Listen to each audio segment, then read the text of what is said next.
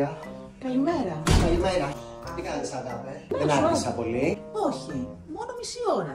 Εντάξει, μόνο σιγά. Πάρε σε παρακαλώ λίγο το μανάκι με τσάντα Άστε, μου. άστε εκεί. Και αν μπορείς, σε παρακαλώ, βγάλε και το ρολόι μου, γιατί μόλις έκανα το μανικιό και δεν θέλω να το χαλάσω. Εντάξει, Έτσι. τέλειο είναι, τα έκανε τέλεια σήμερα. Να σου πω, αυτός μέσα σε τι μου είναι. Καλό. Γιατί την προηγούμενη φορά ήταν πολύ τελειολίου και δεν μπορώ να πιέζομαι. Όχι, Βλέπεις μια αυτό το σώμα είναι ήδη τέλειο. Είναι τέλειο. Να, σε αφήνω και πάω για μάθημα. Καλό μάθημα. Α, δεν μπορώ, κουράστηκα. Πρέπει να τα αφήσω. Μα μόλις κάνατε την πρώτη επανάληψη.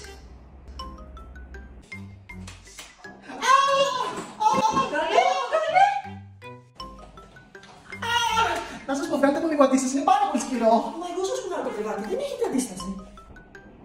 Καλησπέρα σας, καλώς ήρθατε. σας. Έχετε ξανακάνει πιλάτες? Είμαι χρόνια γυμνασμένος, έχω βγει Mr. Olympia, όχι αυτό που ξέρετε, ένα που κάνουμε μεταξύ μας με δύο φίλους. Αχα. Mr. Απρίλια, Mr. Κουρούτα και γενικότερα τα ξέρω όλα. Αλλά ήρθα να κάνω το χατήρι εδώ στο Μορέτο.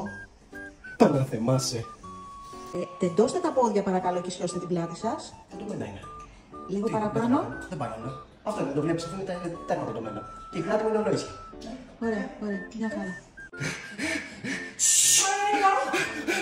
Κουραστήκατε, θέλετε να μειώσουμε αντίσταση? Πείτε, Μιχάλη, δεν κουράζεται ποτέ. πάντως αν θέλετε να μειώσουμε αντίσταση. Τελικά, πώς σας φάνηκε το μάθημα, δυσκολευτήκατε? Όχι, όχι, πάρα πολύ εύκολο. Είναι πάρα πολύ εύκολο το πλάτο τελικά. Όπως μου το λέγανε οι φίλοι μου. Άρα θα ξανακάνουμε. Σίγουρα, σίγουρα, ναι, ναι, ναι.